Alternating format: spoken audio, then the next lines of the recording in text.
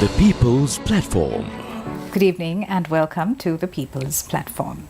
Sri Lanka's public transport system is characterized largely by overcrowded buses, antiquated trains, and inconsistent schedules. Chronic issues such as insufficient infrastructure investment, inadequate maintenance, a lack of modernization initiatives, and a culture of bribery and corruption. These are some of the issues which have contributed to this state of affairs. In such a backdrop, let's discuss the urgency of transport sector reforms. I'm so pleased to welcome to the studio Mr. Manjula De Silva, former CEO, Ceylon Chamber of Commerce. Good evening and welcome. Good evening. Good to be back on this show. Lovely to have you back, Mr. De Silva. And joining us for the first time on this show, Mr.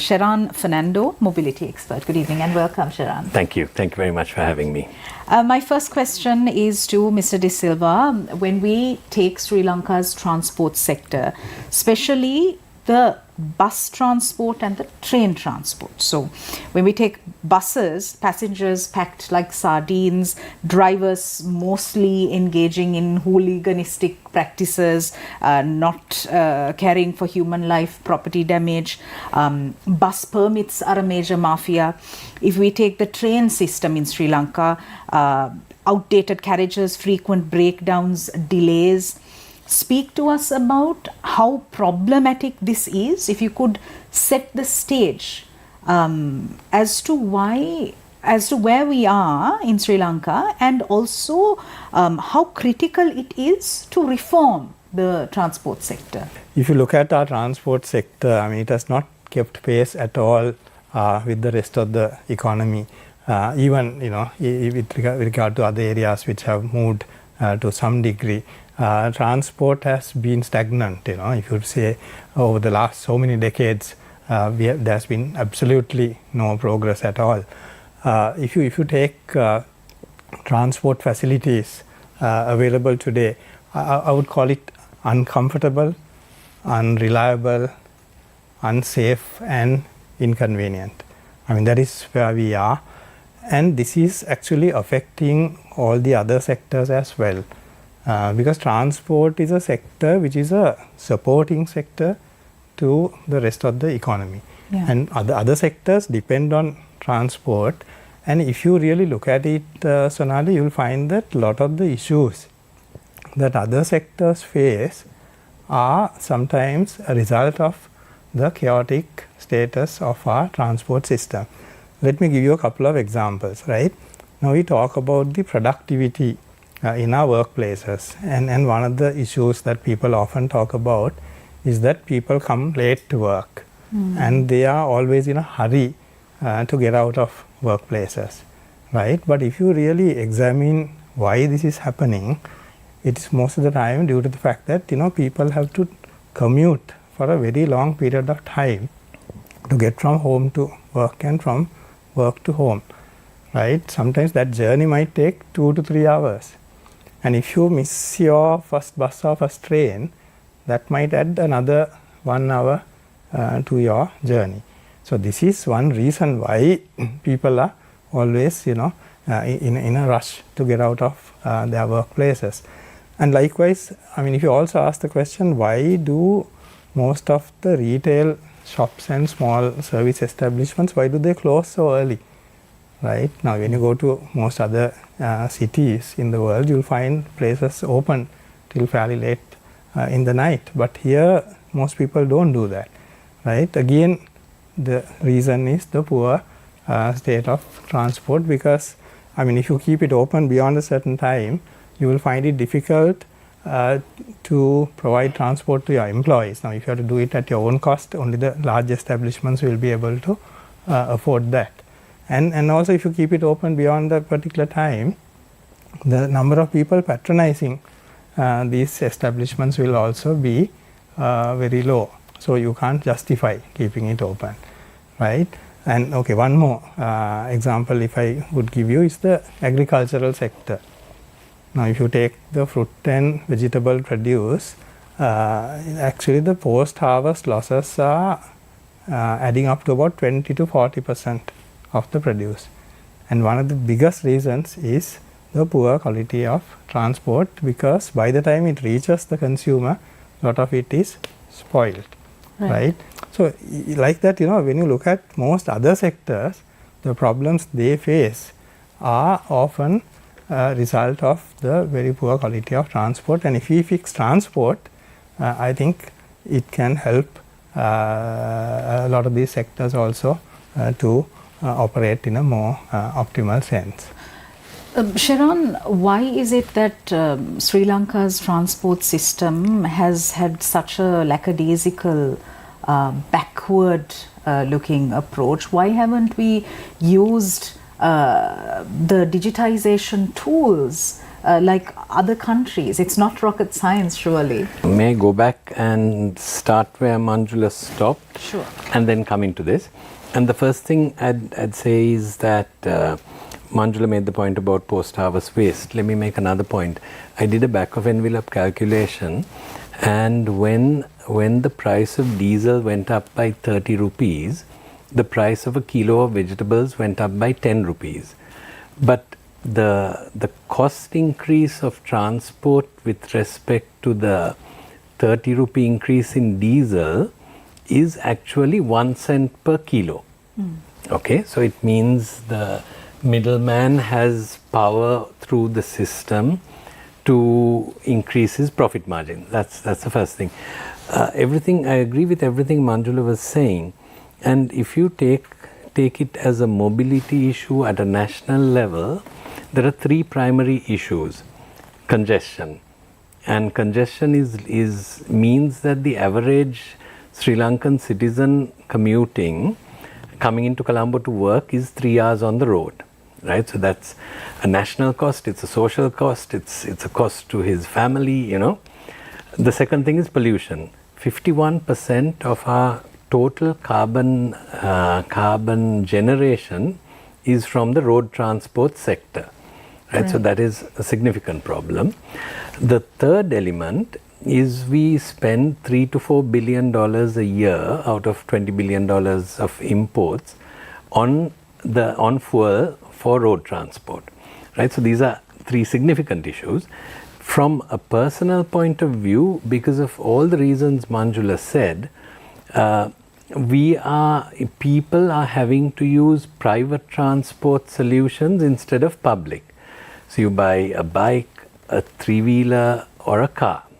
It's not an aspirational purchase. It is a requirement in order to live your life. At some point we researched why people buy bikes. There were two primary reasons. If you were working and your job required you to go from one place to another, you couldn't do it, you couldn't be productive in your job doing it through public transport. So you needed to buy a bike, and also if you had to work late, etc. The second element was that were buying bikes in large numbers, strangely, was students.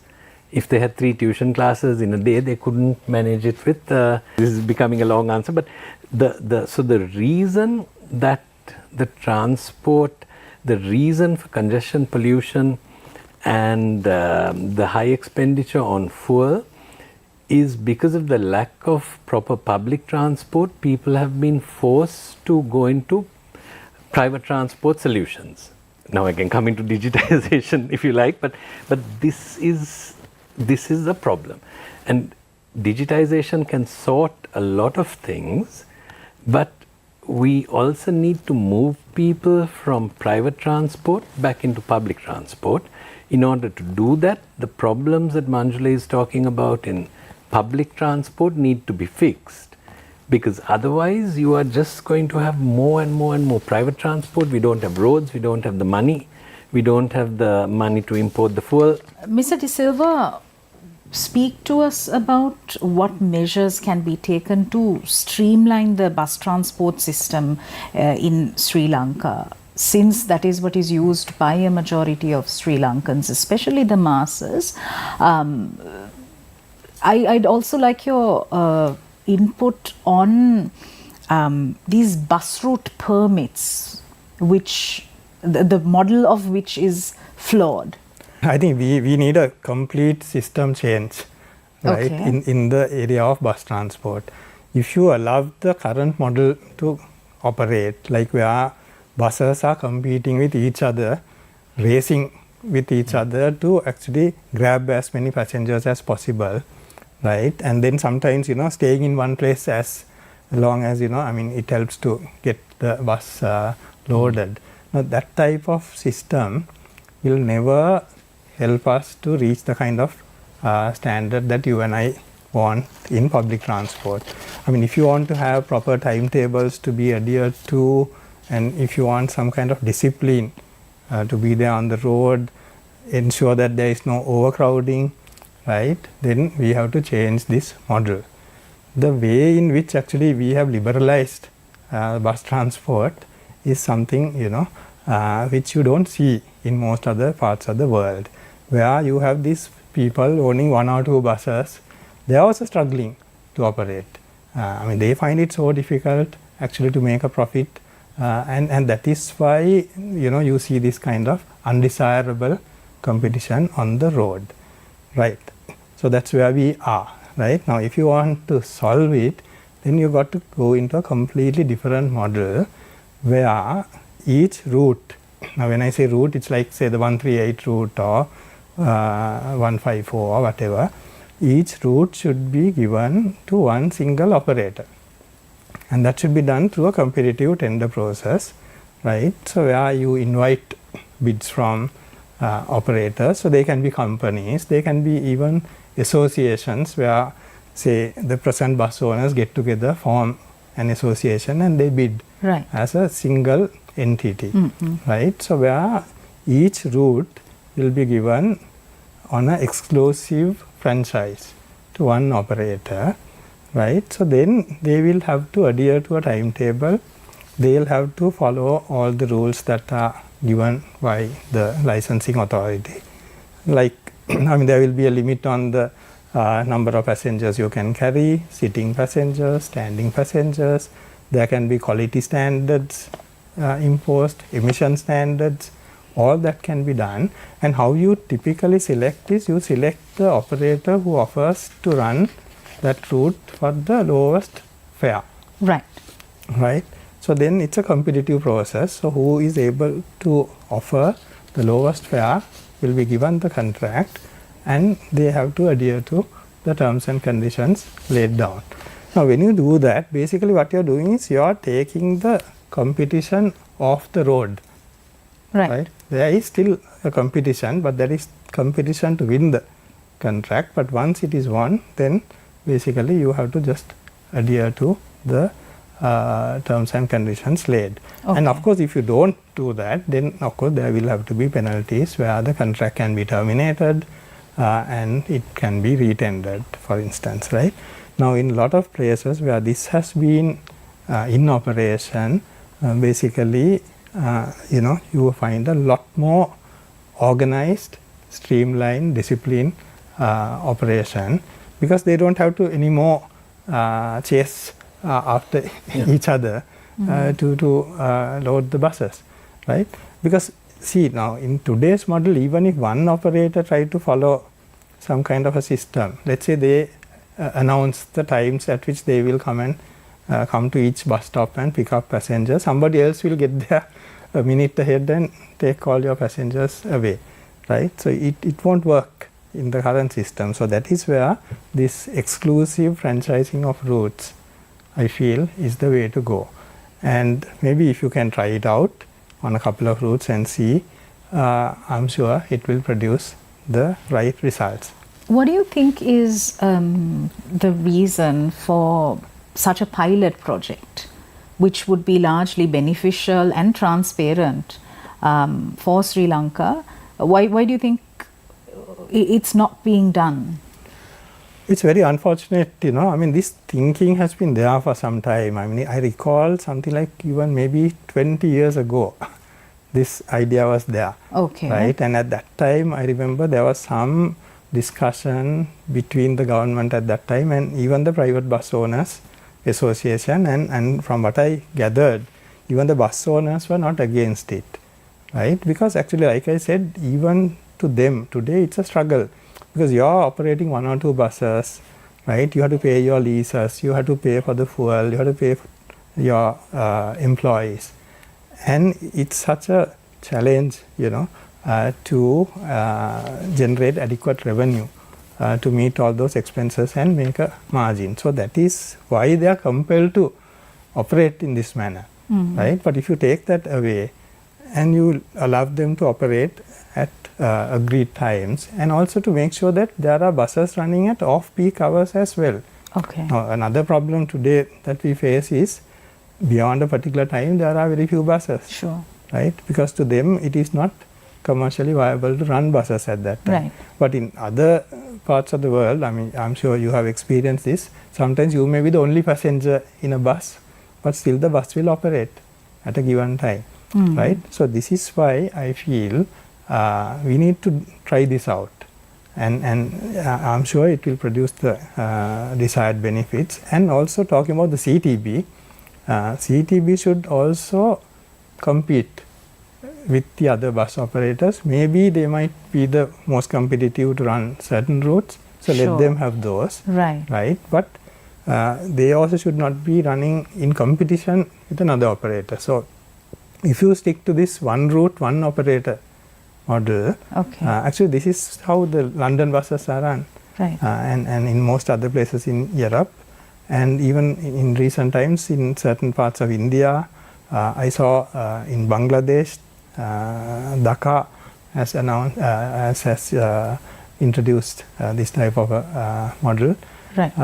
So I think it's time that we looked at a complete change, without which I think a little bit of tinkering here and there will not produce the expected fantastic. results. Sharon, from a sustainability point of view, how important is it for Sri Lanka to mainstream the usage of electric vehicles? It is very important. I mean, every bus, I think the number is every bus produces something like 4,000 tons of carbon dioxide a year.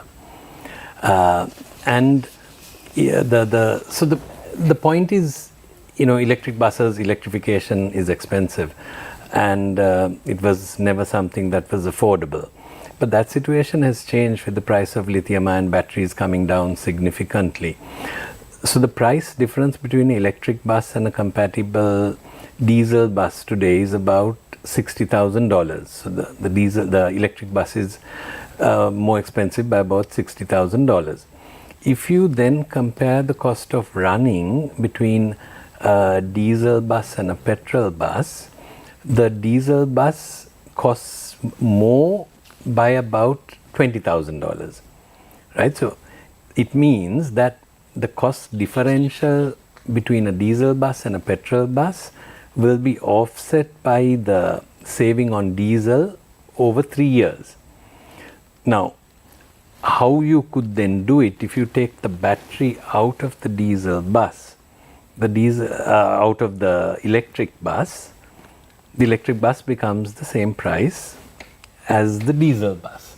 And then the battery you can pay for the battery, these models are available, you can pay for the battery per kilometer. For example, if you run 200 kilometers a day or per month or whatever. So, there are models that exist today to make the two, the financial viability of an electric bus is on the table today. Now, the previous question you asked me about digitization and Manjula's answer also, again, if you take the Mysore Transport Board, had a very interesting digitization program, and together with the recommendation that Manjula is making of the single operator, which they did, they also put in digital tracking devices on every bus. Now, the tracking device monitored how fast the driver was driving, how hard he was braking, how fast he was cornering. They set parameters, and if the driver exceeded any of those parameters, there was a loud horn at the back and it would blast off a huge sound in his ear. And so, subconsciously, the driver started over time driving within those parameters. They also did the digitization of the boards, the online tracking. So, for example, if you were wanting to get on that bus, you know where the bus is, you know at what time it will come to what bus station. They went a step further where parents who had children on the bus could track what was happening on the bus through cameras, etc. So, fairly simple digital techniques improved. And then the sustainability of what kind of bus, that again is on the table. All right, fantastic. We go in for a short commercial break. We'll be right back.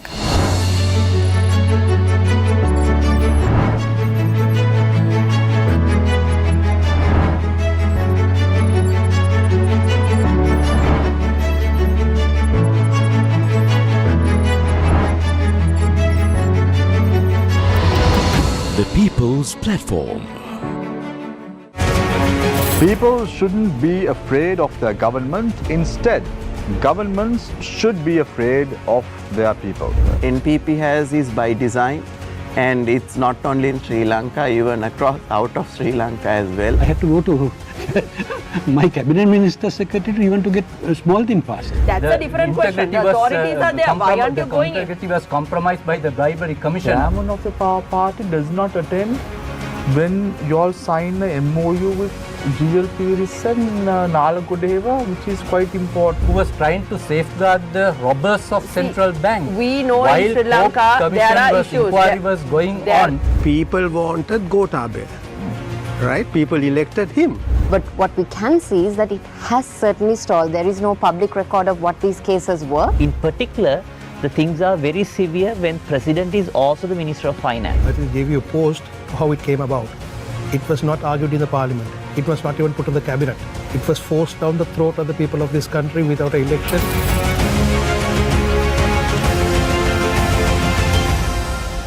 මගේ අභිමන්ට මොකක් හරි කරදරයක් වෙලා තිබ්බොත් මාත් බලන්නේ uncle අභිමන්ගේ තාත්තා කියලා. 64 මායන් ඔක්කොම දාලා මය කොල්ලව අල්ලගෙන ඌව නැත්තටම නැති කළා. මම දෙක්කේ නෑ.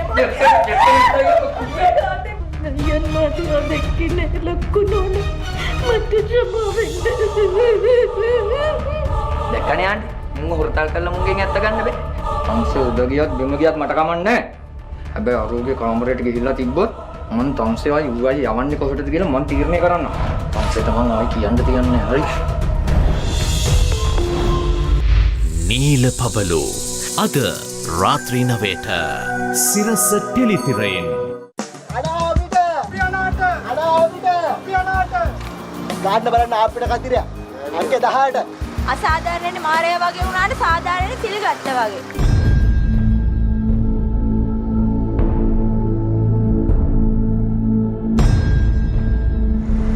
වැඩි දේවල් ඉල්ලන්නේ අපිට එකයි 18ට එකයි.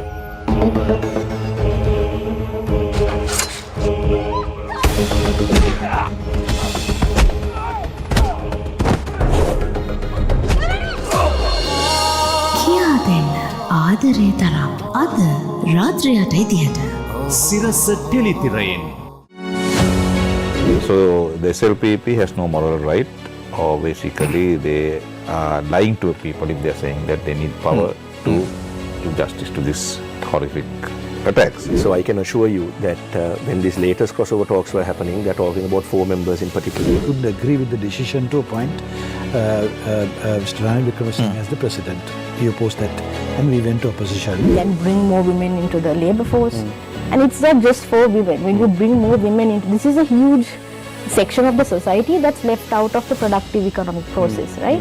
The issue that came about was the opposition was unable to read the writing on the wall. We just can't go and argue in front of people that, we don't want this X gentleman and we need to get a Y gentleman. There's a greater decline, no? Then that is the situation currently, but we have to fix somewhere now.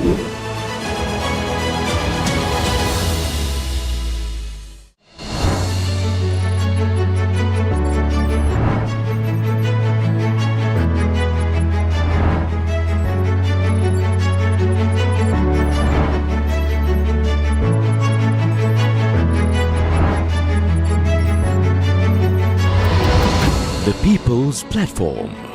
Welcome back. We're discussing the urgency of transport sector reforms with Mr. Manjula De Silva, former CEO, Ceylon Chamber of Commerce, and Mr. Fernando, a mobility expert. Mr. De Silva, given the fact that a significant population also use railway transport, what are some of the improvements that can be made? In railways also, there's plenty of scope for improvement, but there I wouldn't advocate something as drastic as what I proposed on the bus transport side, because railway, it is always better for the state institution to run the trains. Where countries have attempted to privatize railways, it has run into certain difficulties. So I wouldn't really advocate that, but there are areas where actually while the Sri Lanka Railways operate the trains, there are areas where you can actually bring in private sector participation. So just to give you a few possible areas, I mean, one would be the railway stations. Actually, the stations can be developed into multi-purpose complexes, right? I mean, like again, what you see in other countries where you have shopping, you have entertainment, restaurants, everything, right? And you have the railway station also on the ground floor. Maybe because a large space is wasted. There is a very large, actually the railways department is today sitting on some of the prime properties that you have in this country and in the city, but thankfully they recently advertised calling for expressions of interest. Which is a very welcome thing. So that means that, you know, the right thinking is there. So that is one area, right? Getting the private sector to develop these station complexes, and that will also generate some revenue to the railway by way of rental income, which they can then actually utilize to develop the tracks, invest in trains and so on, right? Then also another area is while the government railway operates the trains, you can allow the private sector to operate some carriages, right? Offering a premium service. Sure. Now, some time back we saw this, but then it didn't quite work all that well for whatever reasons. But this is something they need to reintroduce. Offer it through a competitive process, get the best people come in and operate a service targeting the premium segment. So actually it should be above the first class service that the government railway offers today. So you have the first class, then you have something even better, for which you charge a premium price. So that is one area.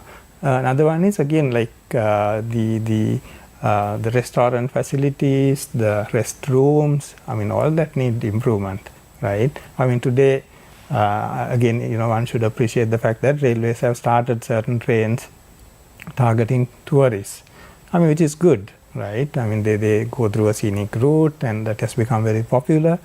But still, even there, the quality of food available, the standard of the restrooms is absolutely below standard. So these are areas where you can get the private sector to come in, right? So like that, I mean, there are a lot of areas for public-private partnership in railways where we could offer a much better quality of service. And for that, again, one other reform that I would recommend is the railways department cannot exist as a department and do all these things, right? I mean, it has to become at least a state-owned corporation, an SOE. Right? Because otherwise you can't get involved in commercial activities. Their current structure as a department is a huge inhibition in doing a lot of the things that we are talking about. These are such fantastic suggestions. Why aren't we doing them?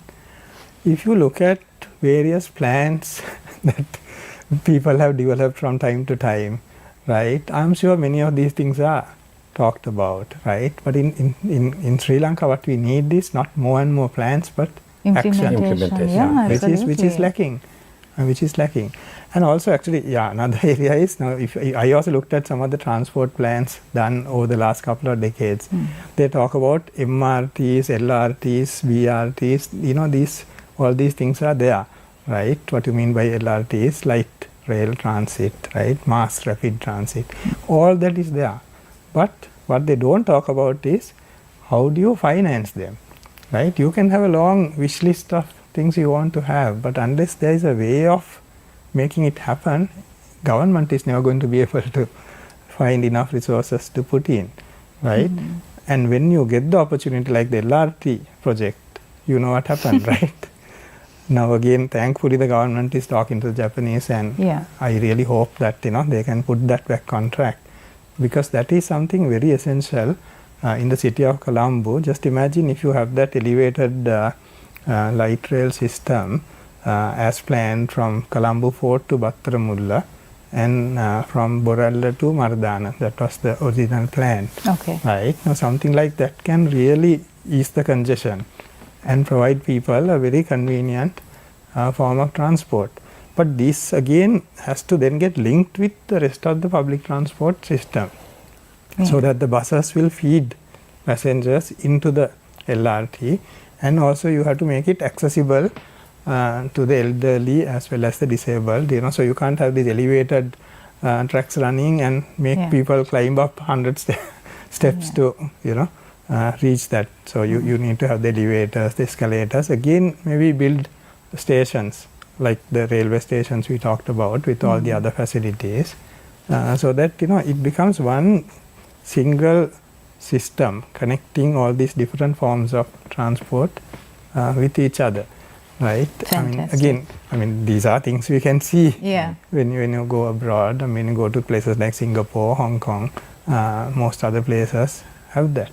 If I may just jump in there, the additional thing you could very easily do to link sort of clean transport, which is walking and cycling, to railways, is very simply, if you had a shower facility, a locker facility, and a laundry, you could cycle or walk to the railway station, have a quick shower, wear your office clothes, jump into a train, go to office, come back, jump on your bike or walk back home. So you're getting some exercise, all you need is bike parking and the ability to shower. I mean, one of the problems that we can't use walking and bicycles more is the lack of shower facilities at your place of work or at these sort of mass transit hubs, as it were. Sharon, let's look at a few international examples. India and China boast of an extremely good railway system. What measures can be done to upgrade our own railway system?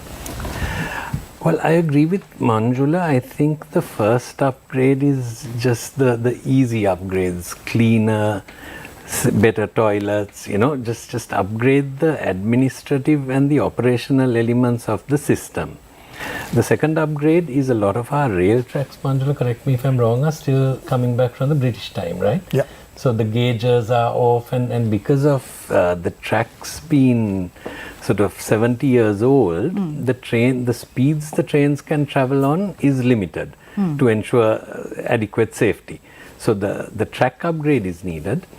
The next thing is all our trains are diesel, and so I'm saying using our existing sort of rail stock, an upgrade to electricity is possible. Mr. De Silva, when we take the bus transport and train transport, it's important to also talk about the interlinkage and connectivity. How can we ensure that? Yeah, that is very important, what you call intermodal connectivity. Right. Because having these sort of independent, it's not going to help people, right? Because people would like to sort of maybe take a bus to the station, then take a train from there, do maybe the longer part of the journey by train, and then from that point onwards take another bus, for instance, right? So you have to facilitate that, and to do that you have to have more hubs like what we see in Makumbura, right? I mean, now that's one example, but only thing is just having one of those doesn't help a lot. I mean, you need a lot more like that, where now that's a good example, where you have the expressway coming there. So people, coming by bus on the expressway can then from there shift on to a shorter distance bus which will take them to the city, or take a train because there's a connection to the railway station. So like that, I mean, everywhere that is possible, you need to connect these, and not only physically, but even the timetables needs to be synchronized, right? So that somebody can plan a journey, because you don't want the bus to reach a station and to find that, you know, by the time you get to the platform, the train has left, right?